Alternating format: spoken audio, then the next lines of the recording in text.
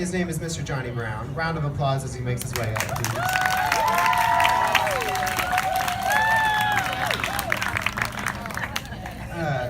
Originally from Fort Worth, Johnny Brown is now a prominent member of the Nacogdoches community. As a part-time youth leader at Westminster Presbyterian Church, Johnny makes time to travel and perform nationally and abroad in various operas and performances. His hobbies include singing, tweeting, and well-deserved naps. Round of applause for Johnny, please. Thank you, guys. Nacogdoches, we're here! First Pride! First Pride! Wow! This is amazing. Like, you guys came out in the middle of the day, it's hot, we got mosquitoes, we got our resident protester that just wants to come stand next to me, I think, and I'm glad he's here. I'm glad that you guys decided to come and support those who choose to live their lives freely and openly. It is absolutely beautiful to see y'all out here today. Like you said, I grew up in Fort Worth, typical inner city, single mom, poor, rough neighborhoods, and a very religious family. So I grew up knowing all of those Bible verses that he has listed. Like, I know every single one of those by heart. And it tormented me as a kid.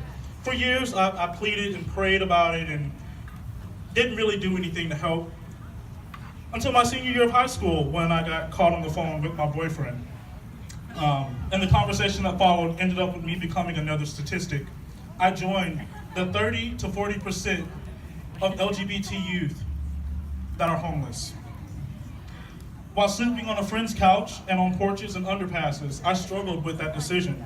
Do I live my life as myself and sleep on the streets? Or do I continue to live this fallacy and pretend that everything is okay? You know, I wanted to grow, and there's only so much growth that can happen when the environment isn't suitable.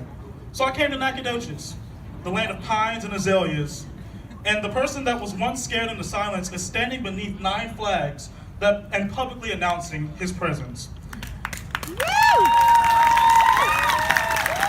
And if I'm being honest, it's a little scary. I'm a little bit nervous, but this is necessary. I'm now the youth leader at Westminster Presbyterian Church. This is my crew right here. This is a PC USA affiliated church, which proclaims that God's love is for all, including those that identify as LGBTQAI and whatever other letters that you want to put in it. The socioeconomic makeup of our group is all over the place. There's obviously a Black youth leader. We have Hispanic and white kids that come every week.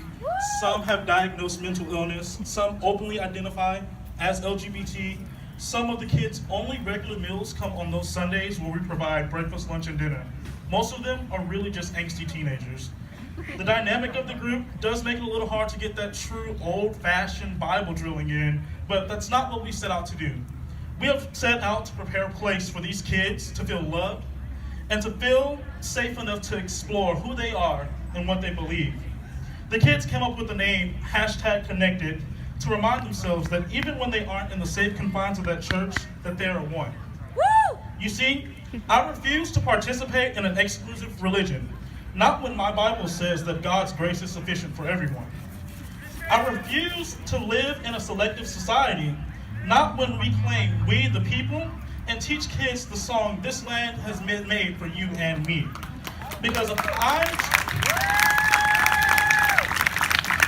I'm trying to make a difference in the lives of others and give them a chance to live authentically, I have to step out and create an environment where they know they're protected.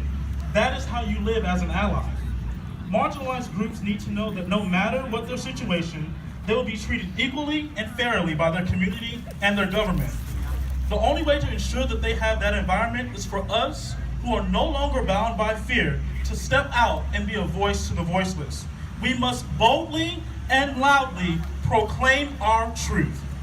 So here we are at Eugenia Stern Park, a place that boasts the rich heritage of the oldest town in Texas.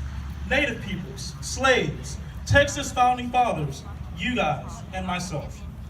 And we boldly make our presence known.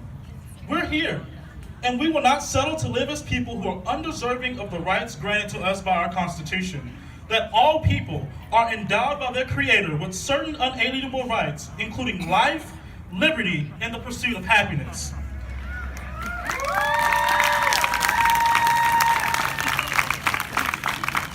I wanted to end this with a moment of silence, but if I'm being quite honest, I absolutely hate moments of silence. They accomplish nothing. We sit for a few seconds, we might pray, and then we go on about our business. I'm tired of it. So here's what I want you guys to do. I want you to pull out your phones. Everybody get your phones out. I want you to go live on Instagram, go on Facebook, Snapchat video, because we're gonna make some noise. I want you to make noise for the Orlando victims, for Michael Shepard and his family, for the trans community, particularly those of color who are being killed at alarming rates, for the kids up the road who don't get to go to prom because they will not allow same-sex couples to dance. I want you guys to make noise for children who are locked in cages at our borders. I want you to make noise for victims of sexual assault. Make noise for women who are far, far too underappreciated. Make noise for black men who are more likely to end up dead or in jail than to get a college degree. Make noise for our environment. Make noise for Jamel Miles, who at 9 years old felt the need to take his life after coming out.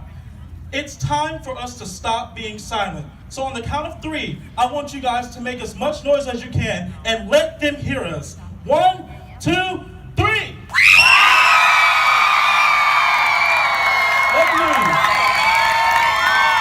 That's what we need. Take those videos, post it, hashtag a moment of noise. We're done having moments of silence. Jeanette Sagan said, silence in the face of injustice is complicity with the oppressor. So I say, let's make noise at school board meetings and by relentlessly contacting our senators and congressmen. And above all, if they choose to block out our noise, we take our noise to the voting booth. Parents, your children need to see you speaking out against injustice and actively taking steps to dismantle it. That is how we change this culture. That same way that hate is spread over generations, love can do so much more and so much better. We are currently living out history, you guys. The same way we scrutinize over former historical atrocities, our children and our grandchildren and our great-grandchildren will look at what's happening today. My good friend Brian Nickerson tweeted earlier, I told you I like to tweet, could you imagine a future better than the one that's in front of you? If so, what can you do to make it happen? I add to that, imagine a better future for your kids. One where coming out isn't necessary, and where the color of your skin or your national origin doesn't define you. How can we make it happen? So go, live your truth, make as much noise as possible while doing it, and don't you dare apologize for it.